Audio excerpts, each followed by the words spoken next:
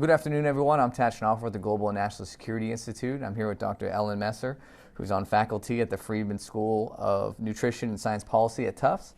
And today we're going to be discussing biotechnologies and GMOs and their role in food security. Thank you so much for being here. Yeah, I'm delighted to be here. Thank you. Excellent. To get us started off, I wanted to ask you, so what got you interested in this field and how did you get started? Okay, so I'm an anthropologist, and I'm actually trained in ethnobotany. Right, so that when first the Green Revolution, which was conventional breeding with high inputs of fertilizer, adequate moisture to reach higher potential yields in basic grains came along, that was a very natural area for me to get into. And when Green Revolution moved on to biorevolution, I was someone who came with lots of credentials for understanding plants and science. So I got into that field and was very fortunate that I was working at the time at the Brown University World Hunger Program, where that was a major interest of the director. Sure. Oh, yeah. Excellent. Yeah. And then you've continued that on at Tufts. So I continued that. Yeah. I was going to ask, so what makes genetically modified organisms different? And how are they different from natural foods? Okay, so first of all, I want to get rid of the term natural foods, okay? That's the first thing. But let me go back a bit just to make sure that everyone who's listening to this kind of understands that we have conventional breeding, and then we have what is considered to be cellular or molecular breeding. And the genetic modification came about because scientists were beginning to get down to the cellular and then the molecular level to understand how plants operated. And if you talk to biologists about genetic modification, they would say the important thing that's happened are not necessarily the products, but just how much basic science we've learned because we were working on these issues of genetically modified plants and also microorganisms and, to a lesser extent, livestock. So what happens in the case of GMOs, and we're going to distinguish those from gene-edited plants, and right now the U.S. Department of Agriculture for the last 5-6 years has really preferred the term genetic engineering to kind of be an umbrella for all of these modifications that take place. It gets down to the molecular level where scientists now have the tools, molecular biologists have the tools to be able to understand what's the genetic basis of plant function.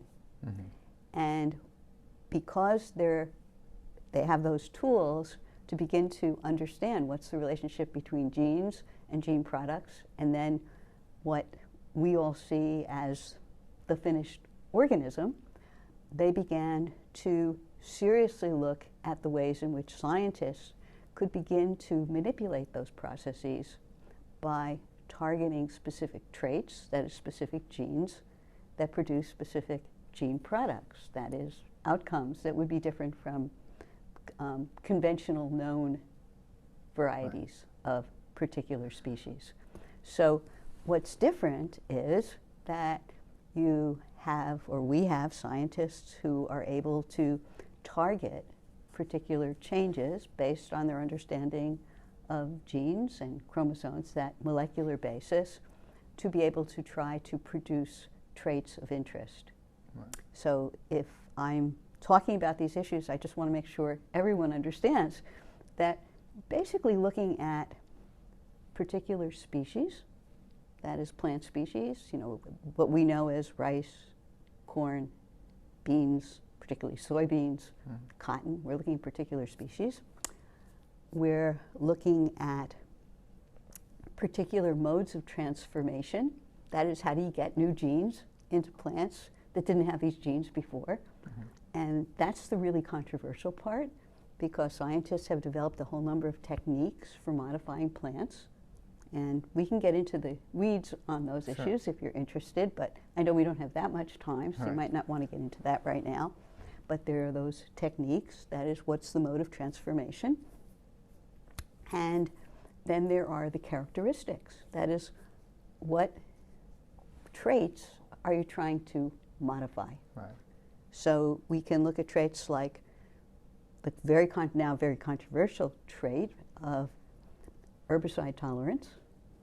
We can look at other kinds of pest resistance, where the plant has integrated into its genetics certain genes that are going to enable it to produce toxins against those nasty, boring insects that cause so much damage. Right?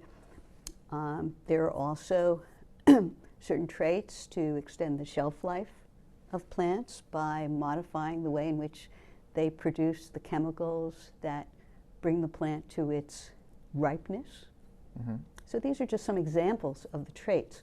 But what you can readily see is that if we look at the entire corpus of modified plants, genetically modified plants, you'll see that the majority of these are basic field crops that serve the agronomic interests of farmers. Right? They're not serving the nutritional interests of consumers, although the promoters like to talk about that, but there isn't that much there yet on the consumer side.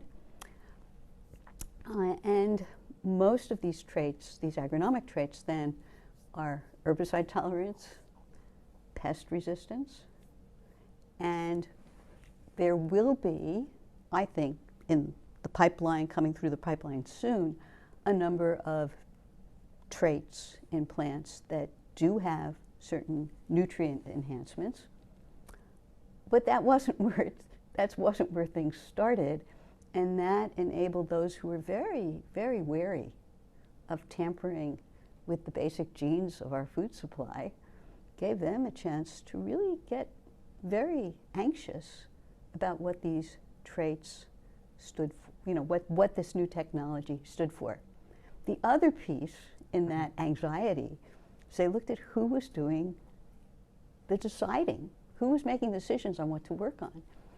And it was mostly people in the private sector. Right.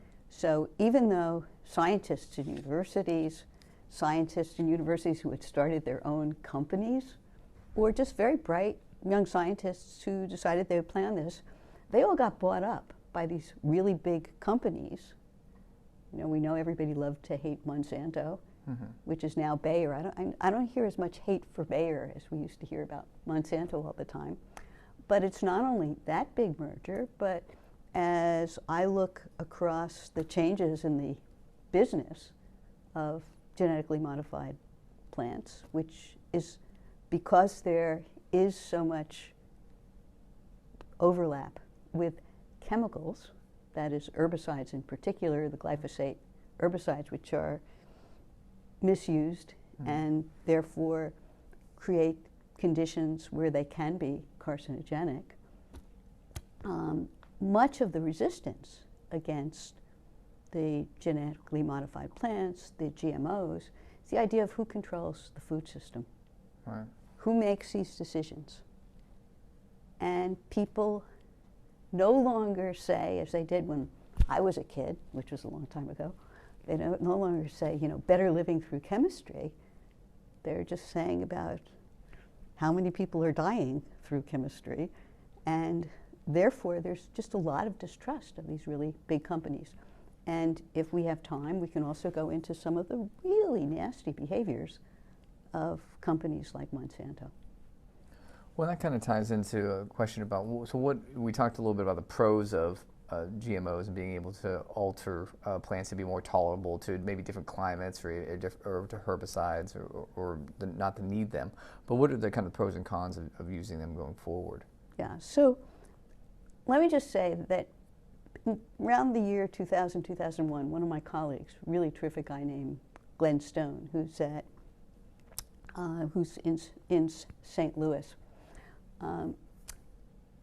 he wrote a paper that really was very prescient. He called, the title of the paper was Both Sides Now. And what he showed was that it was complete hype on both sides.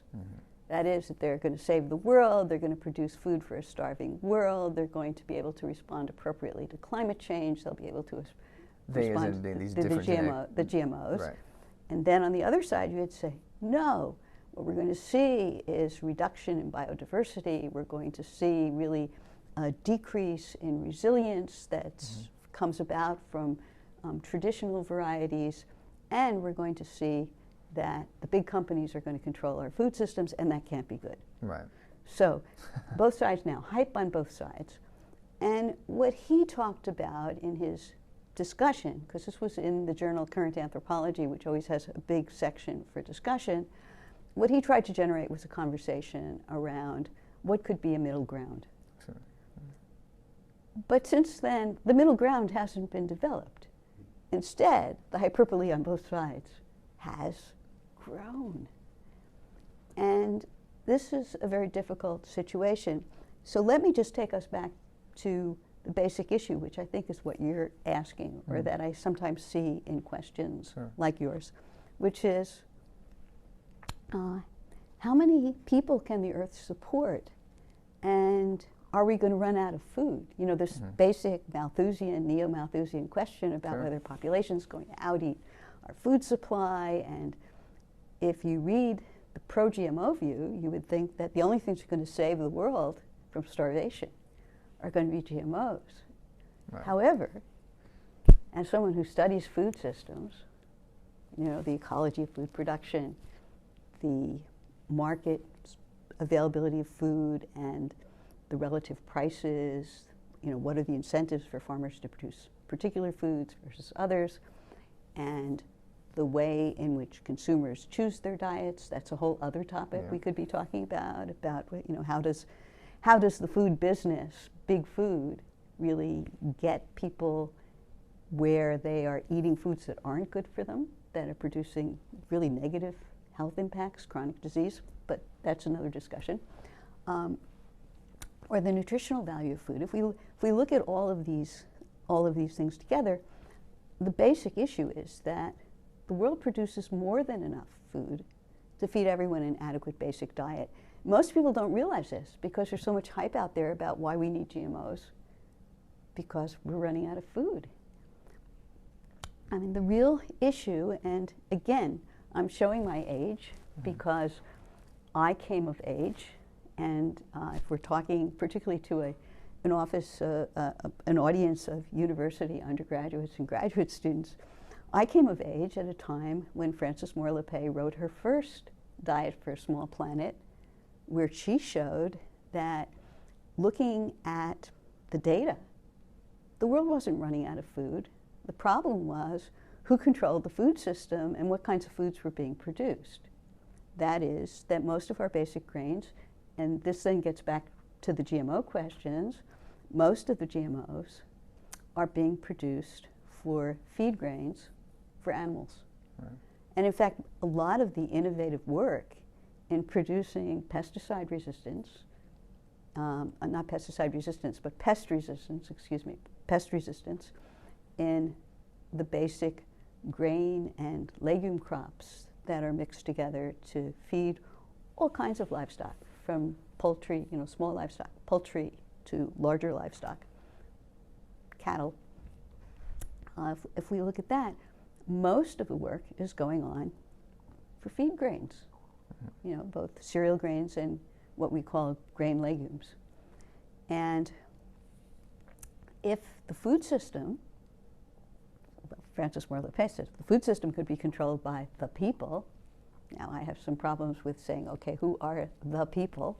But if it could be controlled by the people, we'd have a very different food system. It would be much healthier, and everybody would be eating a much more plant-based diet and much less meat. So what role then does the idea of GMOs play in food systems and food security? So from the perspective of the promoters, their idea was that the best way to sell GMOs is to say the world's running out of food, and our control of basic grains, basic foods, and other foods, you know, even things like squash or papaya, if the technologies, these molecular technologies and these cellular technologies, can in fact help plants be resistant to new insect plagues or viruses. I mean, the one success story that's touted all the time is papaya, and particularly in Hawaii, where antiviral GMO papaya was what saved the Hawaiian papaya industry. But it was in a context where there were very, very well-educated farmers who scrupulously followed the guidance of how do you make sure that you're building in resilience by not making all of your papayas the same virus-resistant type, where the viruses are going to co-evolve. And we all know co-evolution of viruses now, because we see, you know, we've just had a pandemic. Sure. And we see how rapidly viruses evolve. So what was very important in this strategy was not only the molecular strategy to use this really brilliant new technology for viral resistance, but what was also important was the way in which the scientists worked very, very carefully with the farmers to introduce a couple of resistant types, but also management strategies that were going to prevent the viruses from co-evolving. In other words, by setting up buffers, crops, by keeping some conventional there where the viruses would remain the same and therefore they weren't going to co-evolve. So what's very important also are the management strategies. But if you were going to ask me what's one example of a success story, papaya, virus-resistant papaya, is a success story. Interesting. Well, the traits can also be used in, like, so for climate change or in arid environments. It can kind of limit what a plant needs. So the scientists have, okay, so there are a couple of different ways that works. So one of them is what I found when I was doing research, and this was 20 years on these topics beginning 20 years ago, was that many scientists were working on heat shock proteins, okay? So that is, over the long run, going to produce basic knowledge that will enable scientists to understand what are the genetic sources of resistance to rising temperatures. So could you explain heat shock proteins for the audience? Well, no, heat shocks are that the plant is in fact able to change in response to the stressor of high heat, extreme heat. Okay, so that's one. Number two, moisture stress. Now, moisture stress can be drought stress, not enough moisture, or it can be flood stress, too much moisture. And arguably, this is another example where there is a success story where a rice breeder pathologist was able to use genetic modification technology to develop a rice that could be used by farmers in developing countries that had flooded rice problems, to be able to sow these crops that would be able to survive under these flooding conditions. And this is different from the kind of flooding that most wet rice begins with. This was actually the rice that was continually flooded and couldn't survive the flooding. So she figured out what was the genetic basis of resistance to this water stress and produced seed prototypes that could solve that. A third case that's related also to the water and heat stress is saltiness. Now, plants don't do well in salt. You know, you may remember historically that one of the ways in which belligerents tried to completely obliterate the food supplies of their enemies was to sow salt in their agricultural fields. Okay, so the scientists now are better able to understand how plants, and here the usual type plant, one of the type plants has been tomato, is how do they use the various salts? Not all salts are the same, but how do they use them? How do they segregate them? How do they manage their moisture levels? In the case of not entirely sweet, that is non-saline water. And there's much better understanding of this now. And if you enjoy these really, really sweet, like cherry or Campari tomatoes, they may have these genes that are just do really, really well, produce really sweet tomatoes under not necessarily completely sweet water conditions. So these are some examples of what the scientists are able to do on traits that are of great interest. And certainly the question of greater salinity in the soils is a much larger question that affects basic grains, because with desiccation, more salts are left on the surfaces of fields, and conventional plants don't do well. Conventional varieties don't do well at all when there's salt, crusts of salt on fields, or when, because of climate change and the way in which irrigation and field moisture has been managed, or rather mismanaged, there may be an influx of saline water that, again, creates stressors for the plant that has these saltier conditions. So yeah, so the GMOs allow plants to increase production or maintain production despite changes, but it can also help on after production in the sense of storage life and things like that for some of the vegetables. It's on a case-by-case basis. Yeah, again, species, variety, trait. Sure. This basis. So I guess I'm trying to get people to really understand the basic biology there. Because it's not a blanket statement, so you can't do it for everything, but certain vegetables are more inclined for one trait or another. Well, I wouldn't put it that way, but I think you're getting the general idea that that one has to approach GMOs on a not as one size fits all, or that one explanation fits all, but on looking at particular species, particular varieties, and traits within species. And I think that's the direction that a more diversified and actually a larger cohort of scientists working on GMOs are doing. But let me, before we run out of time, let me also then talk about genetic engineering. Sure. So the difference between genetic engineering, as was developed through a technology that many people know by the name of CRISPR, but the simplest way to explain CRISPR is that instead of taking genes from an organism that's outside the species, and that's what GMOs are. It's actually the genetic modification by transferring a gene from a foreign organism. Can be a bacteria, can be a soil fungus, can be a different species of plant. So one case I had been looking at was the way in which some scientists in North Carolina were taking a barley gene that was resistant to certain fungi that were beginning to be a problem, and they were able to introduce it into peanuts.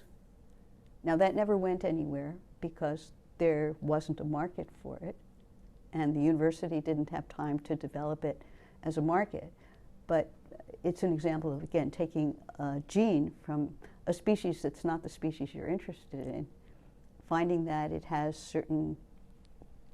produces a certain genetic trait that is useful for producing resistance to a pathogen in a plant in which you are interested. Okay, so we can come back to that peanut example if you want, because it's a very interesting case.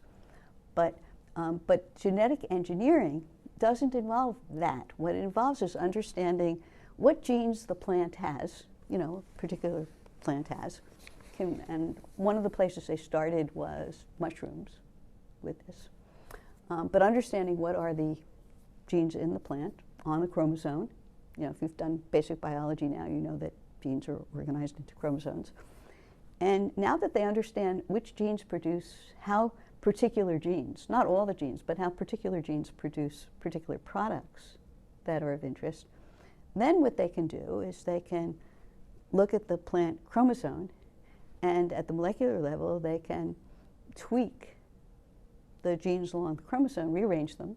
Remember, it's plant's own genes, and produce an outcome that is viewed, interpreted to be more favorable for the traits of interest.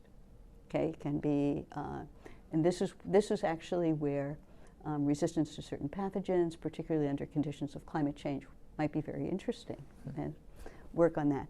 But in this case, they're not GMOs, they're not genetically modified, because they're not taking genes from somewhere else and putting them in. They're gene edited because you're taking the plant's own genes and you're rearranging them to produce a plant that has the traits of interest. Fascinating. Yeah. Well, how have we seen that implemented across the world in different countries or regions? And has one region been more accepting or more developed in it, or? Okay, so the U.S. has been much more accepting than Europe. Mm-hmm. I mean, that's a long historical case. So we can give this a chronology. The first plant was genetically transformed in the mid-1980s. Whether you take a long view or a short view, is 15 years a long time or not? But in 15 years, the scientists had managed to transform most basic cereal grains, most basic grain legumes, crops like cotton, these basic field crops. By the end of the 1990s, most of our basic field crops were capable of being transformed with traits of interest. And 80–90% of these basic field crops, and again, I'm talking about corn, soybeans, cotton, canola was a close in extent as well. But this is, from my perspective, this was very, very quick. I mean, if you were investing and you wanted quick returns, I'm not sure you would consider 15 years to be quick. But from my perspective, in terms of science, I don't think the scientists were expecting anything that quick. And that's where we really see the big changes in U.S. agriculture. Europe, however, was much less accepting. Now, the first plant that was transformed and accepted in Europe was tomato. And you might not think that tomato paste is a big market, but it is a very big market. And there was a transformed tomato that had high quality tomato concentrate, good flavor. It was marketed, labeled, this is from a genetically modified tomato. It sold really well until there was pushback, right? It took some time for there to be pushback, and then very quietly, the supermarkets that were selling this superior product very quietly took it off the shelves. And the difference between the way in which the U.S. public, at least initially, accepted GMOs is basic trust in science, basic idea that science makes things better, basic trust in institutions. And I'm saying this is from the late 80s through the 1990s. I'm not sure it would be the same case today. But in Europe, there's great distrust of science. I mean, the legacy of the Second World War and eugenics movement, all of this had and also the Creutzfeldt disease, where the scientists said no problem, but in fact there was a problem. There's great distrust of the public authorities who were bringing the scientists to talk to the public about how safe everything was when it wasn't. So Europe has a very different approach. And also in Europe, where the populations are many of them are much closer to the farmers. You think about France or the UK. I mean, their farmers are very, very close geographically, politically geographically, to the consumer population. It's not as if, it's not like, okay, that's the Midwest and they're producing our grain and we've got our bread and we've got our corn for our livestock, it's much more concentrated. So Europe followed a different route.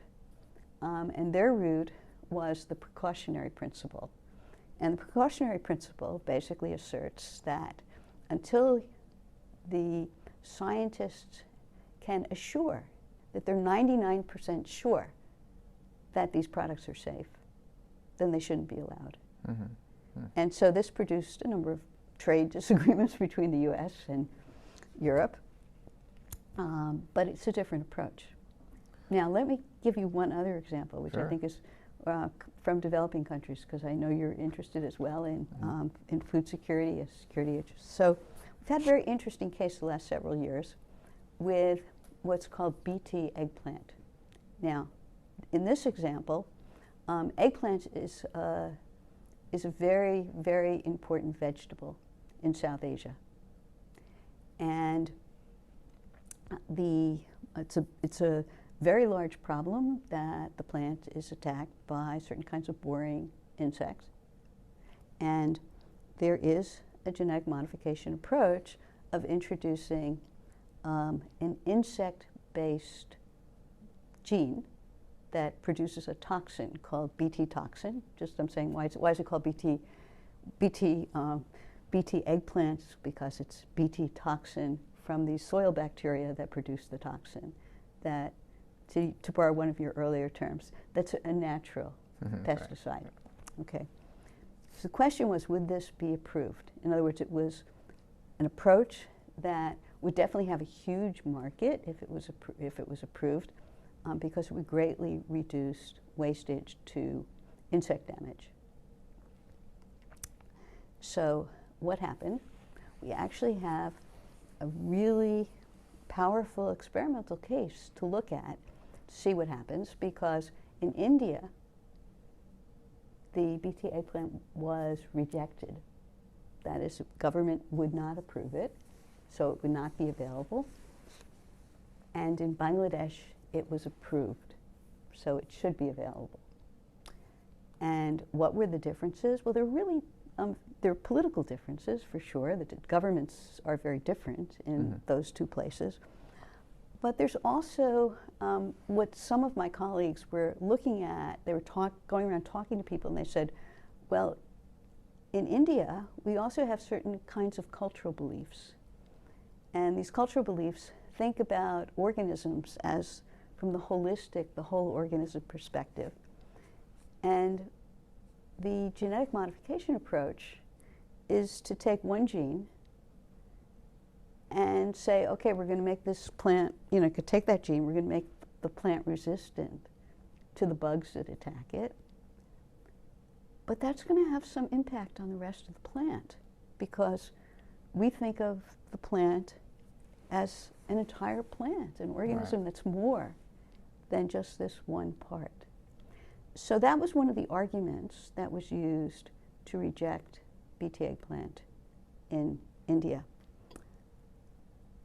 From my perspective, and I'm not critiquing Bangladesh acceptance, but what I would like to, what I hope happens, is that along with the acceptance of this genetically modified eggplant, I hope there's also an infrastructure that's going to keep very, very, very close tabs on how the insects are co-evolving, and keep working in the laboratories and in the breeding operations to make sure that the management practices that will be necessary to prevent coevolution of the bugs are not allowed to completely destroy the crops of farmers who are going to be very dependent on income as well as nutrition from these modified plants.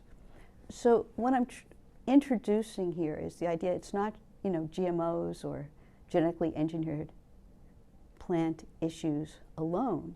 It's the kind of management practices and infrastructure that has to go along with them to make them valid alternatives to conventional crops and varieties that we have now.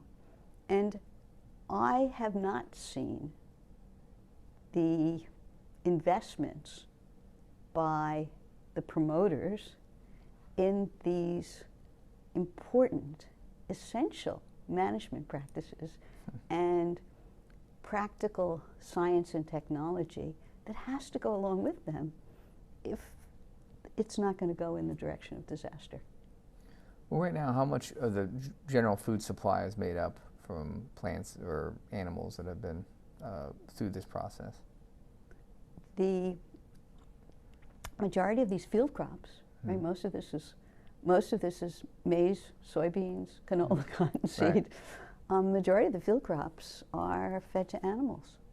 So if you want to count the animals that consume some fraction of their feed from genetic modification, it's a large part of the animal meat supply, but that's not usually the way we think about it. We think about, well, have the animals in any way been modified? That's the bovine growth hormone, that's another topic we can talk about. But the actual food that humans eat, there are fractions in much of the food that we eat.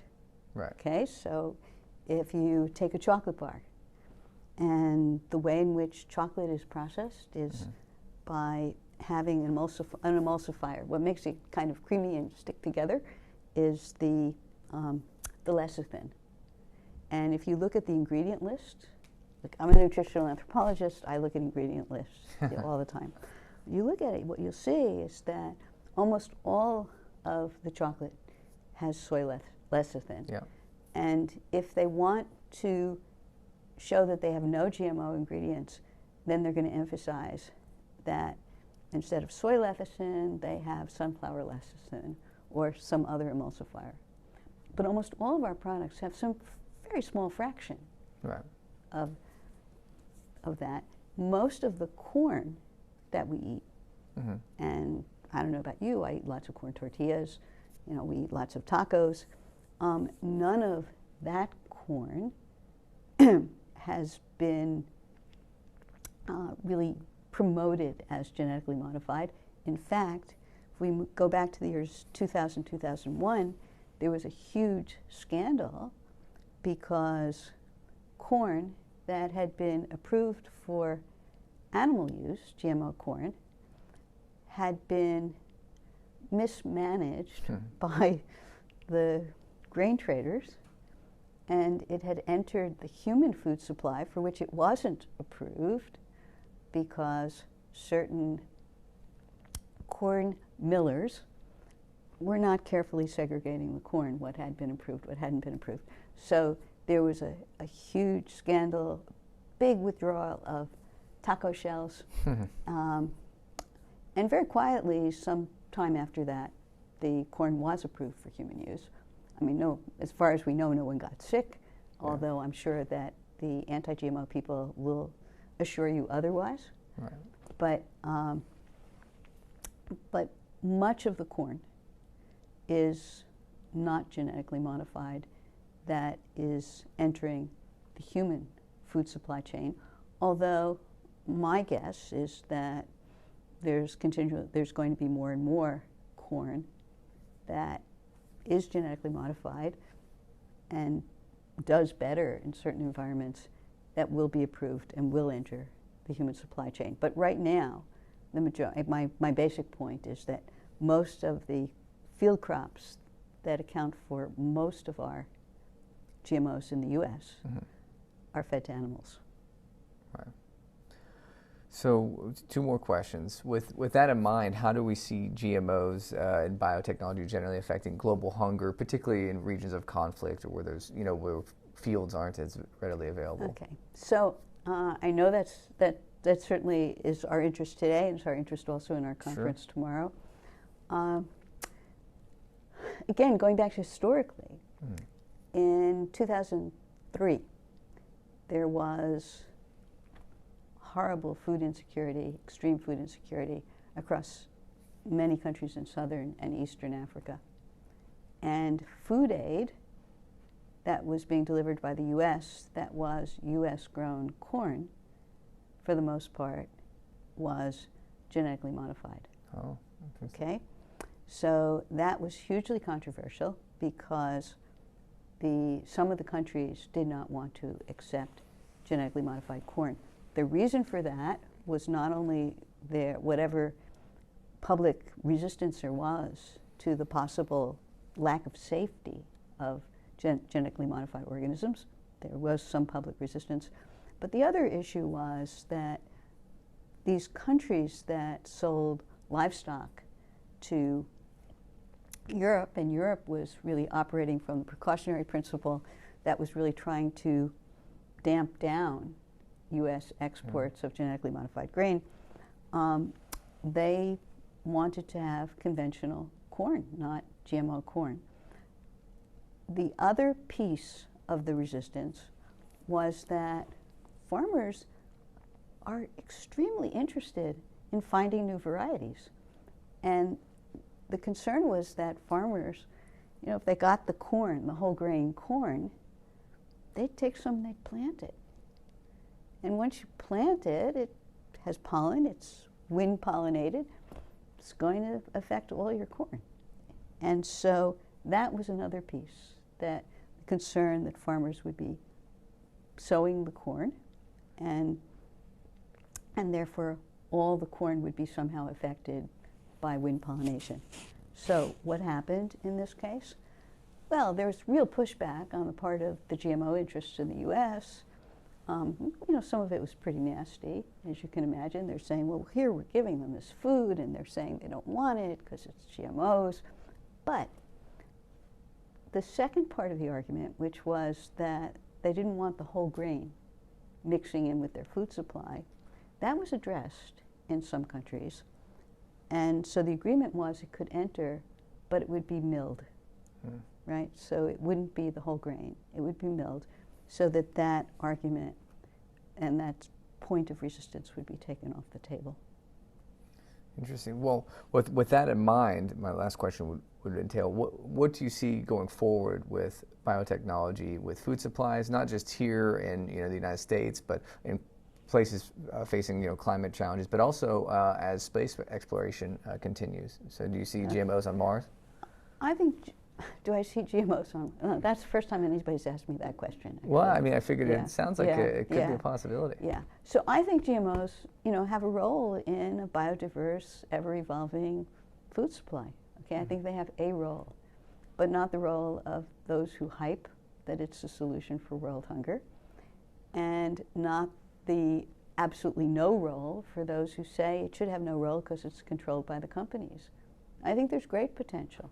And the more the scientists understand the genetics of traits, and the more in which they can work on issues such as salt tolerance, heat, the heat tolerance, too little or too much water tolerance, the more they can understand this through genetics, it's going to be very important. But the other takeaway from whatever I'm sharing here is that even as scientists find certain solutions, the solutions somehow have to reach the farmers.